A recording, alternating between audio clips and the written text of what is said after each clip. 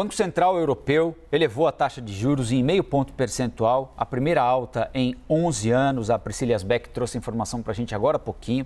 A pressão inflacionária, os riscos cada vez mais altos de recessão foram os responsáveis por esse aumento. Sobre o assunto, nós vamos conversar agora com a Paula Magalhães, que é economista-chefe da AC Pastore Associados. Bom dia, obrigado pela entrevista aqui para a CNN. Bom dia, muito obrigada pelo convite. Eu queria saber da senhora o que é que essa decisão do Banco Central na Europa, né, poucas vezes tomada, a gente acabou de falar que há 11 anos isso não acontecia, o que é que ela sinaliza para além da Europa, para o mundo como um todo? É importante entender que o mundo inteiro está passando por um processo inflacionário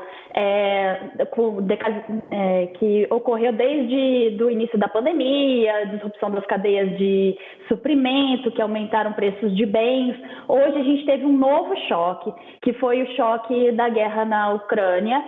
A Ucrânia e a Rússia são nações que ofertam bastante alimentos e milho, que acabou gerando uma alta de preços de alimentos. Isso no momento que as economias estavam todas se recuperando da crise da pandemia, ou seja, com demanda um pouco mais aquecida.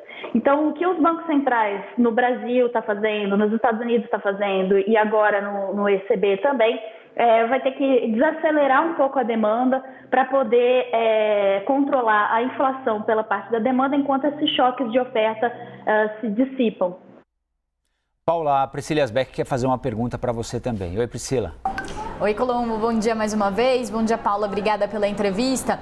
Paula, queria jogar a luz para o que vai acontecer daqui para frente, né? Porque há uma expectativa muito forte, um temor, né, de que a Europa entre em recessão e acabe inaugurando, né, essa entrada nas economias avançadas em recessão, e com isso há uma expectativa também de mais aumento de juros, inflação ainda pressionada no continente. Queria saber qual que é o impacto disso para o resto do mundo, e se você também acha que ali na zona do euro, essa fragmentação que existe entre os países, essa diferença entre a saúde financeira de Itália, por exemplo, e Alemanha, pode também trazer algum impacto, mais ruído para todo esse turbilhão que a gente está vendo na economia.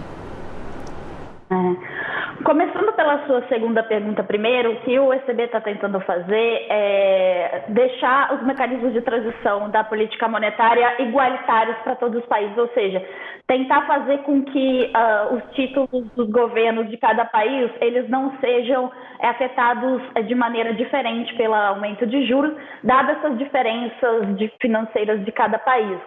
Então, eles têm um programa de compra de ativos para ajudar os juros dos países que têm problemas fiscais maiores ou problemas de governo maiores. O seu segundo ponto sobre uma recessão, existe sim um risco alto, não só no ECB, porque como as taxas de inflação estão elevadas no mundo inteiro, a gente está vendo as taxas de juros aumentarem mais rapidamente e mais do que os agentes do mercado esperavam antes. O que significa que você vai ter que frear mais as economias nos Estados Unidos. Aqui no Brasil, a gente viu a taxa Selic sair de 2% deve ir para 13,75%.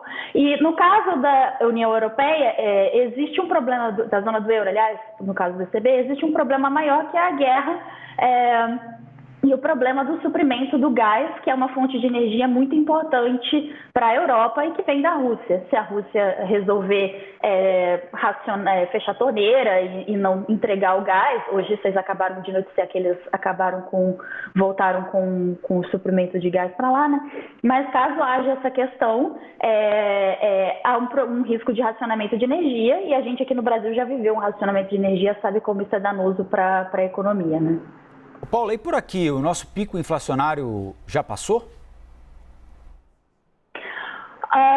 Aparentemente sim, e agora a gente vai ter essas medidas do governo de diminuir o ICMS, né, aquela que foi aprovada na Câmara para o ICMS dos combustíveis ficarem igualitários nos diferentes estados e também em outros tipos de bens, né, telecomunicações. Isso vai gerar um número inflacionário melhor nos próximos meses. A gente talvez vai ter deflação em julho, talvez tenha uma inflação bem baixa em agosto também, e vai diminuir a inflação desse ano com relação ao que a gente esperava, né? Antes de algumas medidas do governo e dessa nova baixa de combustíveis da Petrobras, a gente falando em 10%. Não vai ser mais 10%, aparentemente. O problema é que a gente vai ver o índice cheio melhor, mas as pressões em preços de alimentos ainda continuam. Então, o que as pessoas talvez vão sentir no bolso ou no mercado é que os preços vão continuar aumentando, porque como aquilo que eu mencionei antes, a questão do suprimento de Rússia e Ucrânia continua a ser um problema de oferta de alimentos no mundo, está levando os preços a ficarem mais elevados. E como esses preços de alimentos são todos cotados em dólar, o nosso câmbio depreciar também é um problema para o preço de alimentos aqui dentro. Paula, tem uma questão ligada ao dólar, você acabou de falar, né? O dólar bateu ontem 5,46, chegou na máxima desde janeiro, então com esse aumento do risco no mundo todo, o dólar só acaba subindo muito, né? Qual que é a tua perspectiva daqui para frente? Porque por um lado tem alguns economistas que falam que nessa crise toda, crise de oferta, crise de alimentos, o Brasil poderia aparecer como um player importante, isso poderia ajudar a nossa arrecadação, mas por outro lado a gente está vendo aí Estados Unidos na iminência de uma recessão, Europa também, China desacelerando. Como que fica o Brasil nesse cenário? Você acha que dólar mais apreciado e o Brasil entrando em crise junto? Ou você acha que o Brasil pode ter um destaque aí por causa dessa participação importante que o Brasil tem como exportador de matérias-primas? De fato, a gente tem duas forças puxando o dólar, né, que poderia ajudar. Seria, por um lado, a nossa taxa de juros mais alta, mesmo com os Estados Unidos elevando os juros, nós estamos elevando também bastante, vamos continuar, né, na próxima reunião.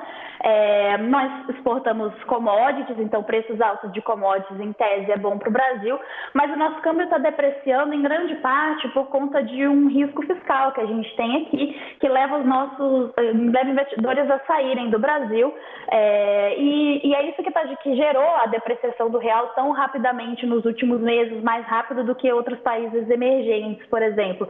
Então, é difícil falar numa apreciação do real enquanto a gente não resolver esse problema fiscal que faria os investidores terem confiança no nosso país para colocar dinheiro aqui dentro. Paula Magalhães, economista-chefe da AC Pastor e Associados. Paula, muito obrigado pela entrevista, bom trabalho, bom dia. Bom dia, bom trabalho para vocês também. Obrigado.